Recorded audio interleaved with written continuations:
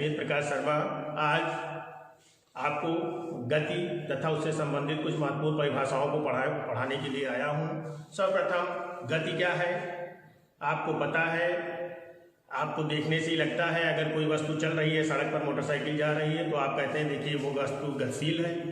तो गतिशील शब्द आपने यूज किया, तो वास्तव में गति है क्या? क्या है गति की कसौटी, शर्त क्या है गति की? कब आप कहते हैं कोई वस्तु गतिशील है या गतिशील नहीं है, स्थिर अवस्था में है? क्या गतिमान वस्तुएं, ऐसी वस्तुएं जो गति कर रही हैं, वह सदैव गतिशील ही अवस्था में रहती है कि या वो स्थिर अवस्था में भी हो सकती है? क्या एक ही वस्तु एक ही समय में गतिशील और स्थिर दोनों अवस्था में हो सकती है? यदि हाँ तो कैसे? इस विषय में हम चर्चा करने जा रहे हैं। सर्वप्रथम गति की परिभाषा इस प्रकार, गति को इस प्रकार परिभाषित किया जाता है कि यदि किसी वस्तु की स्थिति में समय के साथ परिवर्तन होता है तो हम कहते हैं कि वस्तु गतिशील है। If the body change is position with respect to time, then we say the object in motion. It means that the position of the object should be changed with respect to time। क्या यह आवश्यक है कि वस्तु अगर गति इसमें है तो वह हर स्थिति के लिए गतिशील होती है?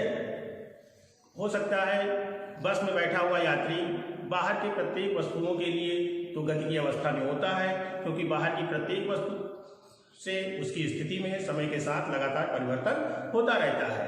यानी वह बाहर की वस्तुओं के लिए तो गतिशील है, परंतु अपने सहयात्री जो उसका को ट्रेवलर है, जिसके साथ वो उसकी बगल की सीट में बैठा हुआ है, उसके साथ समय के साथ उसकी स्थिति में कोई परिवर्तन नहीं होता है, इसलिए वह उसके लिए गतिशील नहीं है। तो एक ही समय में वस्तु विराम में भी है और गतिशील भी है।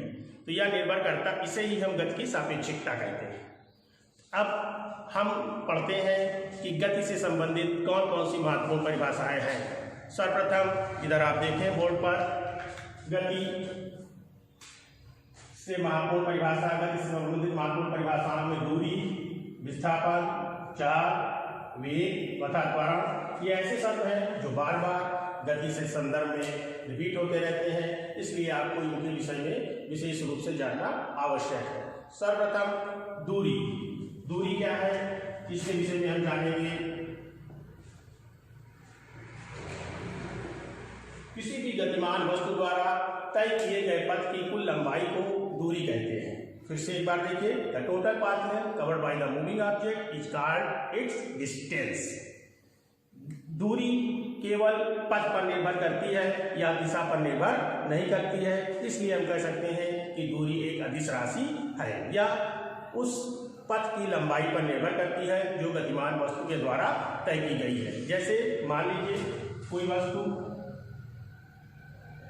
मूल बिंदु O से गति प्रारंभ करके पहले बिंदु A तक 1 किलोमीटर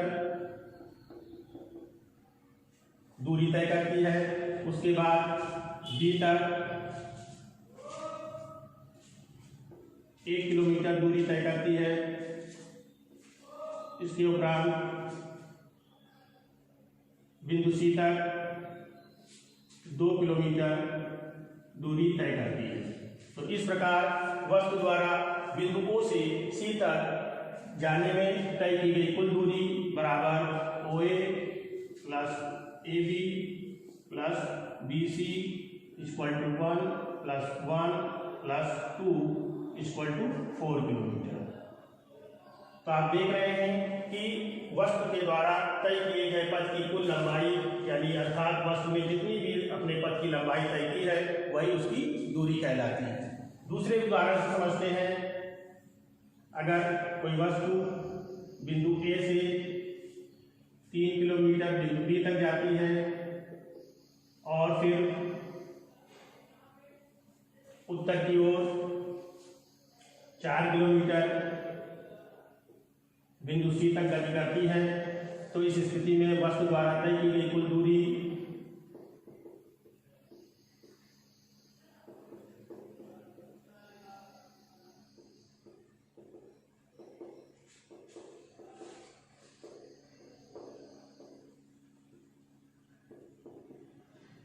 बराबर AB plus BC equal two kilometre, अर्थात दूरी किसी भी वस्तु द्वारा तय किए गए पथ की लंबाई।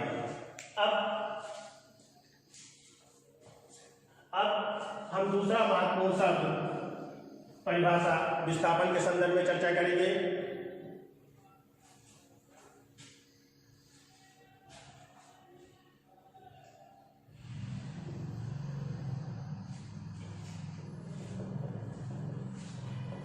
तो 7 किलोमीटर, तो वस्तु द्वारा तय की गई कुल दूरी कितनी हो गई?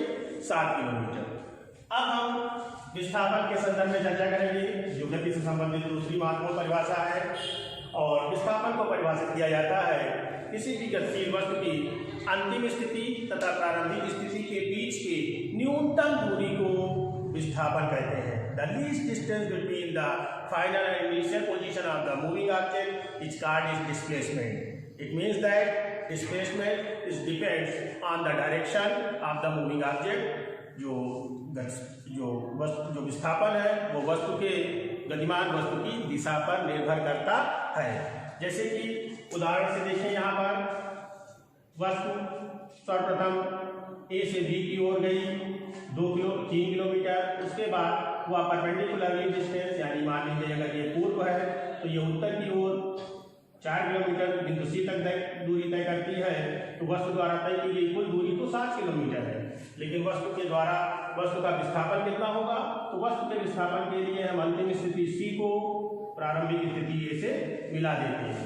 इस प्रकार ए सी वस्तु का विस्थापन होती है, और विस्थापन हो सकता है दूरी के बराबर हो या दूरी से कम हो। देखिए, जैसे यहाँ पर अगर ये परपेंडिकुलर है तो ऐसी स्थिति में वस्तु का विस्थापन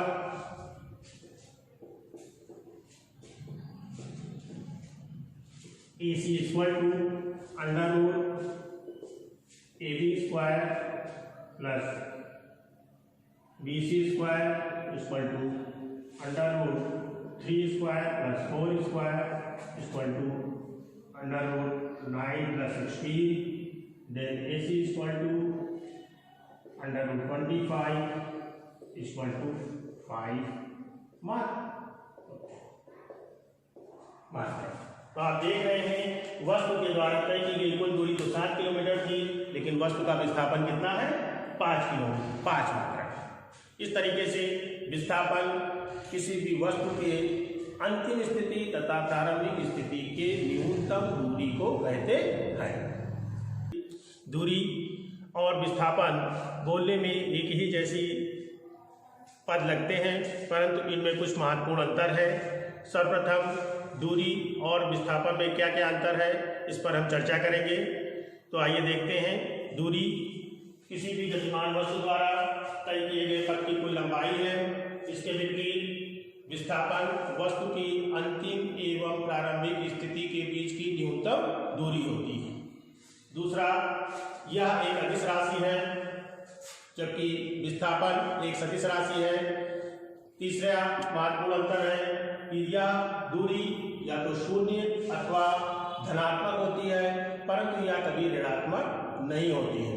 इसके विपरीत विस्थापन शून्य, धनात्मक अथवा ऋणात्मक हो सकता है।